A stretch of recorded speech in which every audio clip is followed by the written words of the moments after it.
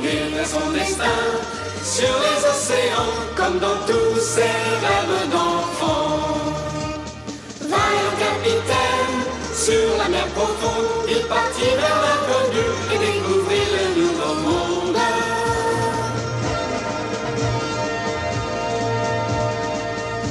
Sous le soleil, toujours guidé par son cœur, jamais il ne connut la peur.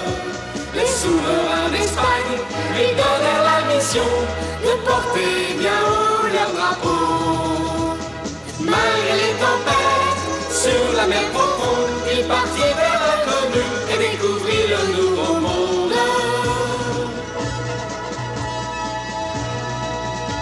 Ces caravelles voguèrent vers le mystère d'une terre inexplorée, au-delà des mers. Cet homme courageux s'appelait Christophe Colomb. Un jour il découvrit un nouvel horizon.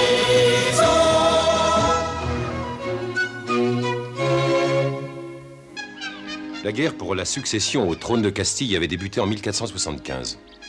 Un an après, le pays se trouvait dans une impasse à cause de la défaite des Portugais à la bataille de Toro. Les caisses de l'État étaient vides. Pour redresser la situation, il fut décidé qu'une flotte serait envoyée sur les côtes ouest de l'Afrique et que 3 marins seraient choisis parmi les élèves de l'école royale de marine pour faire partie de cette expédition.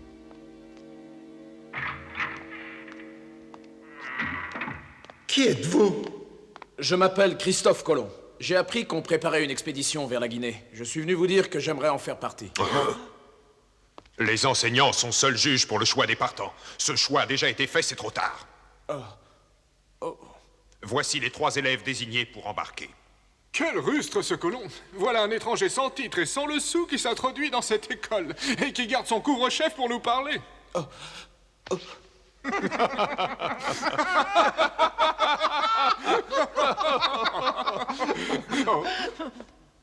Je vous en prie, laissez-moi les accompagner.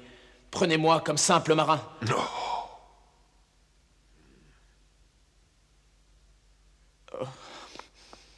Cette flotte sera formée de bâtiments de guerre qui prendront des routes stratégiques. La réussite de leur mission est vitale pour notre pays. Il n'est pas indiqué qu'un étranger puisse y participer. Vous comprenez maintenant?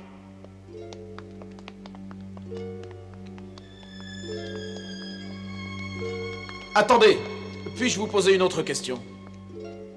Nous vous écoutons. Si jamais la guerre avec la Castille devait finir demain, l'expédition prévue serait-elle à journée? Franchement, personne n'en sait rien. De toute façon, les dates et les buts des expéditions maritimes sont secrets d'État.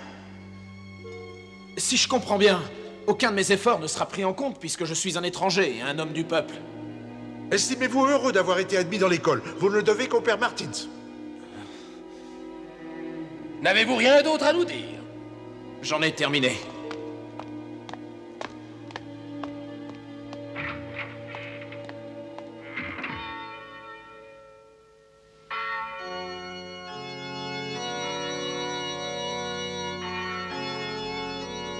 Seigneur, je vous remercie, je vous rends grâce. Je sais que c'est à vous que je dois tous ces bienfaits. C'est pourquoi aujourd'hui je me prosterne devant vous avec humilité. Que votre volonté soit faite sur la terre comme au ciel. Nous devons tous accepter notre destinée. Nous devons suivre la route que vous nous avez tracée en ne cessant de chanter vos louanges et en vous obéissant. Chacun doit suivre sa propre voie. Chacun doit suivre sa propre voie.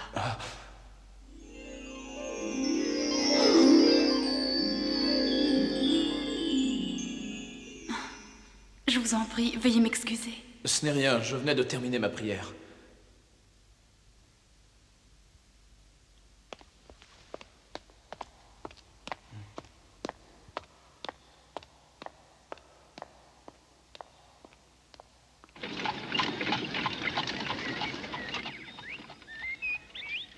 Vous allez quitter l'école?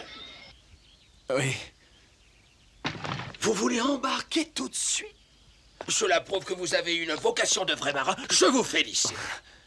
Je suis à la recherche d'un bateau pour m'enrôler. Mais attendez. Il y a un navire qui doit lever l'ancre pour Barcelone. Mais je ne veux pas retourner en Méditerranée. Toujours aussi entêté. Pourtant, vous disiez que vous vouliez vite embarquer. C'est vrai. Mais je veux naviguer sur une mer que je ne connais pas encore. Je vois. Quand vous avez une idée, vous n'en demandez pas. Vous êtes digne de la réputation que tout le monde nous fait. Les Génois sont obstinés. Je vous trouverai un bateau. Je vous remercie. J'apprécie votre aide. Christophe Colomb. Oh, Père Martins, je comptais justement aller vous saluer. C'est bien ce que je pensais. Tu préfères la pratique de la navigation aux études théoriques. Je suis un marin avant tout, mais je vous remercie de m'avoir fait admettre ici. Un jour prochain, la route vers le sud de l'Afrique sera ouverte. Tu auras alors la faculté d'aller toi aussi vers de nouvelles terres. Et les enseignements de notre école feront de toi un grand navigateur. Tu en es aussi digne que les autres élèves. Merci.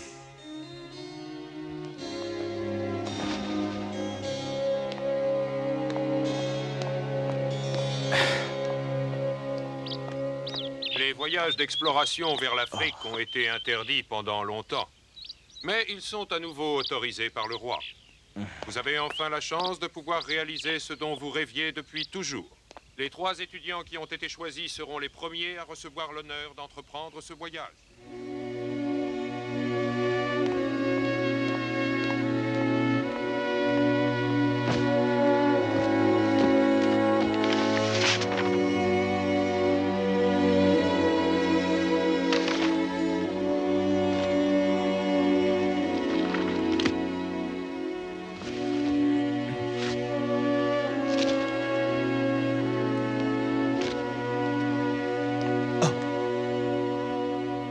Que cherchez-vous? Je peux vous aider?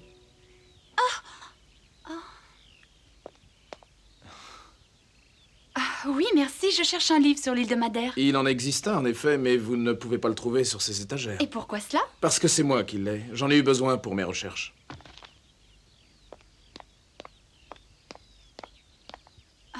Peut-être en avez-vous toujours besoin, je ne veux pas vous en priver. Non, non, je n'en ai plus besoin. J'ai noté tous les passages importants qui pouvaient m'être utiles. C'est un ouvrage vraiment intéressant. Il comporte beaucoup de renseignements sur les îles de Madère et de Porto Santo. On y décrit le climat, les courants marins, la végétation et même la couleur des rochers. Votre enthousiasme est un hommage rendu à mon père. En effet, c'est lui qui a écrit ce livre. Votre père en est l'auteur? Ah, c'est extraordinaire. Je serais heureux de le rencontrer et de pouvoir bavarder avec lui. Hélas, mon père a rendu son âme à Dieu il y a plusieurs années. Je suis vraiment désolé. Je vois que vous aimez beaucoup les livres. En réalité, c'est l'océan que j'aime. Je veux découvrir les rivages que je ne connais pas. Je veux naviguer à travers le vaste monde. Comme je vous envie.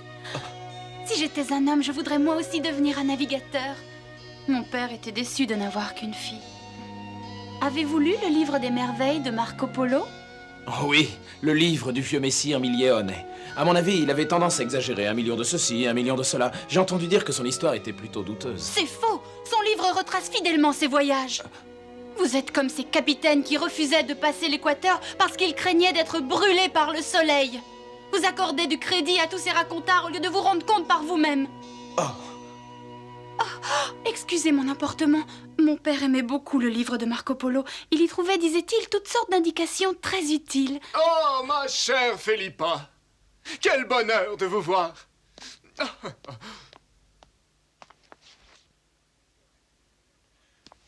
Permettez, je vais vous raccompagner chez vous. Martha, faites avancer la voiture. Que faites-vous donc ici avec ce garçon? C'est simple, il a cherché un livre pour moi dans la bibliothèque. Ah oui, je vois que vous avez en main ce que vous cherchiez. Fort bien.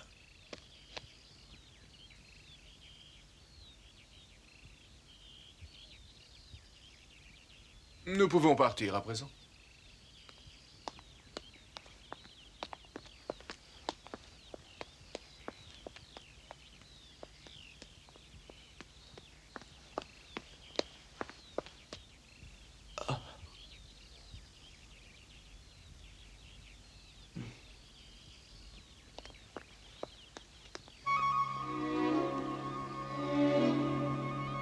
Elle s'appelle Philippa.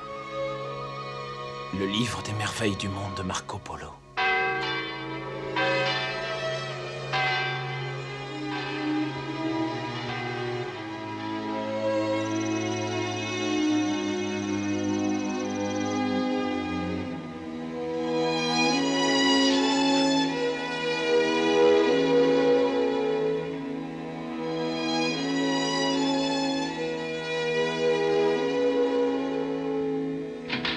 Christophe, je suis là.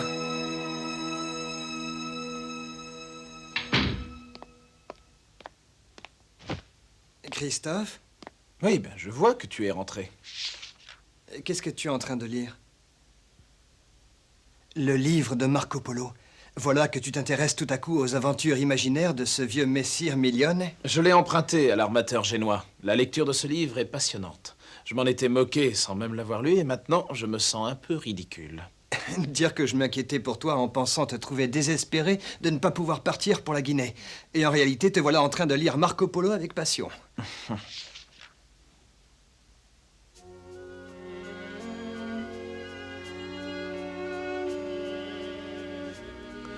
La capitale de Katay, c'est Kambalik. La ville la plus riche, c'est Kinsay. Le plus grand port de commerce du monde, Naiphong. Et voilà les îles dorées de Sipangu flottant sur les mers de l'Est. Christophe Colomb était fasciné par le livre des merveilles du monde de Marco Polo. Ce qui l'intéressait le plus, c'était la description des îles dorées de Sipangu, l'actuel Japon, et la description de la nation qui peuplait ces étroites bandes de terre disséminées sur les mers de l'Est.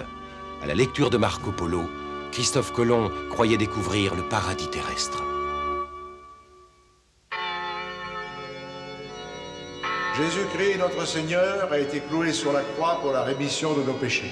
Nous devons nous souvenir chaque jour du sacrifice de notre Seigneur. Nous devons vivre dévotement et nous protéger du péché pour lui prouver notre reconnaissance. Que Dieu vous bénisse. Amen.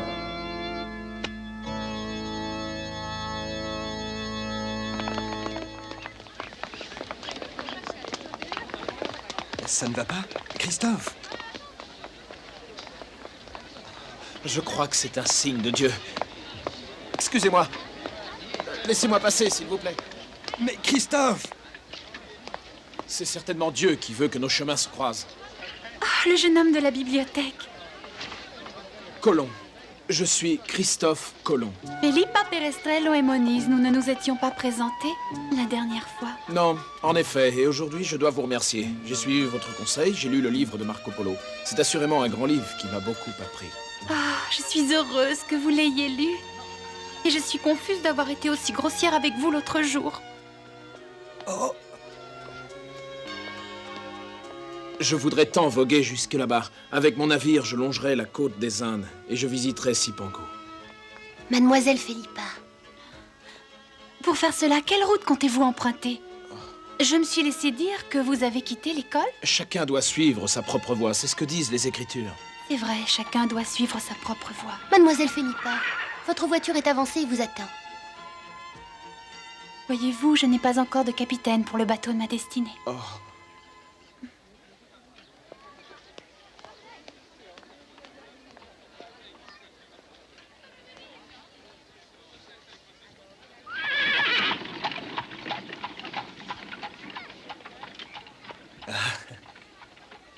Je comprends ton soudain engouement pour le livre de Marco Polo. Elle est très belle, n'est-ce pas? Oui, c'est la belle Felipa Perestrello et Moniz. Et attends une minute. Perestrello, mais c'est le nom du gouverneur général qui a fondé Porto Santo. Oui, en effet, c'est bien lui.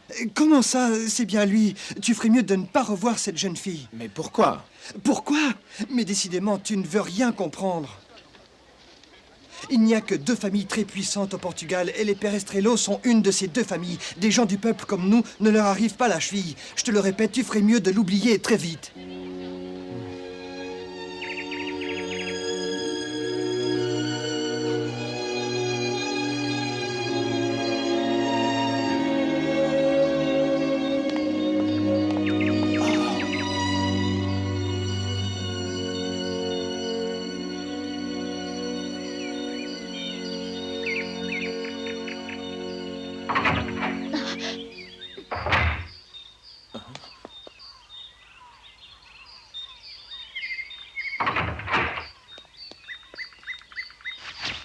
Permettez-moi de me présenter, Christophe Colomb. Dites-moi ce que je peux faire pour vous. Je suis venu jusqu'ici dans l'espoir de rencontrer mademoiselle Felipa. Felipa reçoit un ami, on ne peut pas la déranger. Très bien, je reviendrai plus tard. Il n'en est pas question. Pas question? Sa dame de compagnie m'avait déjà averti au sujet de vos mauvaises manières. Je doute fort que Felipa puisse accepter de vous recevoir même si vous insistez. Je ne vous retiens pas, jeune homme.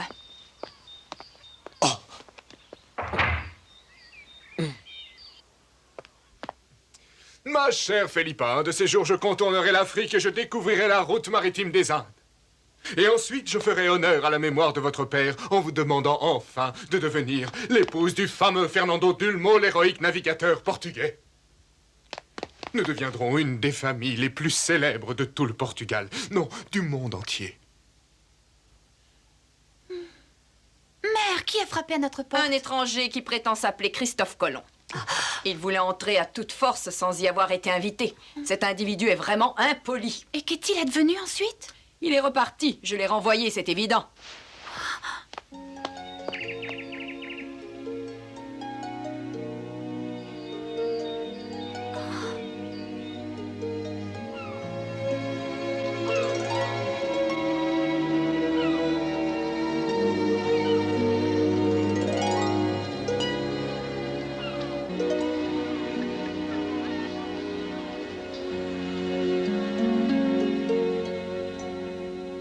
Si je comprends bien, tu as été te présenter à la maison de Philippa.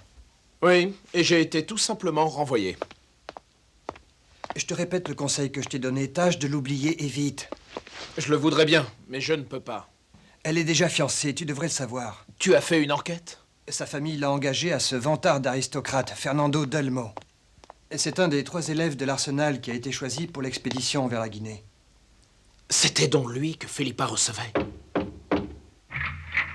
Enfin, je vous trouve. Capitaine Colomb, je vous ai déniché un voyage qui va vous convenir. C'est un bateau qui apparaît pour l'Islande, mais qui doit d'abord faire escale dans plusieurs ports d'Angleterre. Votre frère sera nommé maître de manœuvre. Ah ouais? En Islande. Aller en Islande, en passant par l'Angleterre. Qu'en dites-vous? C'est un voyage bien plus long que les voyages vers le sud. En outre, le capitaine de ce navire est un vieil homme. Vous comprenez ce que cela signifie, j'espère? Oui. Vous pourrez déployer tout votre talent de navigateur sans être contrarié. Bien. Quand doit-on embarquer? Dans 2 jours exactement, au petit matin. Dans 2 jours? Mais c'est beaucoup trop tôt. Eh bien, c'est que l'ancien maître de navigation a eu un accident. Je vous remercie. Je vais embarquer. Christophe! Cette fois, au moins, vous vous êtes vite décidé. Maintenant, il faut aller surveiller le chargement. Il s'agit d'une cargaison de laine pour les filatures anglaises. Ce sera d'un très grand profit. Et naturellement, vous serez bien payé. Oh, j'oubliais que pour vous, l'argent ne compte pas beaucoup.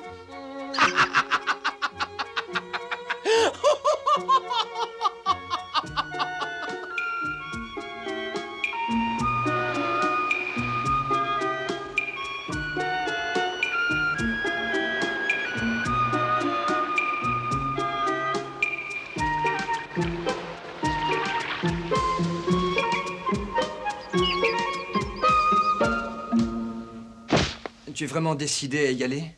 Écoute, je te remercie pour ce que tu as fait. Quand je reviendrai, ce sera à mon tour de t'aider. C'est surtout de l'océan dont tu es amoureux. Si ça peut te suffire. Qu'est-ce que tu veux dire? Je parle de tes sentiments pour Philippa. Je t'avais dit qu'il valait mieux ne plus songer à elle, mais... Ce voyage en Islande n'a rien à voir avec elle, Bartholomé. D'ailleurs, tout espoir n'est pas perdu. Tu le crois? Elle ne m'a pas dit elle-même ce qu'elle pensait. Jusqu'à présent, je n'ai eu que l'opinion de sa mère. C'est pourtant vrai. Rends-moi un service. Fais-lui parvenir au plus tôt ce billet. J'ai compris. Je retire ce que je t'ai dit.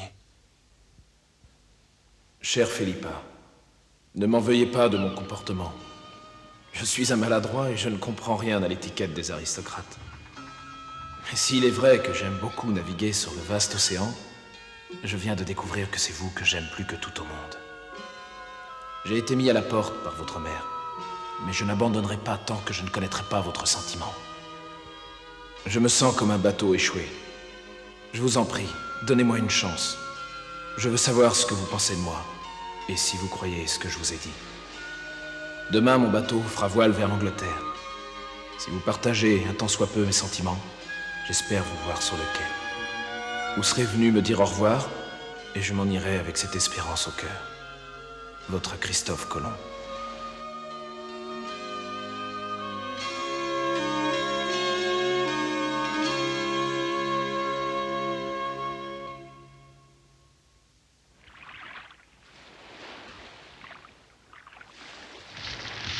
Hissez la grand voile! Levez l'ancre!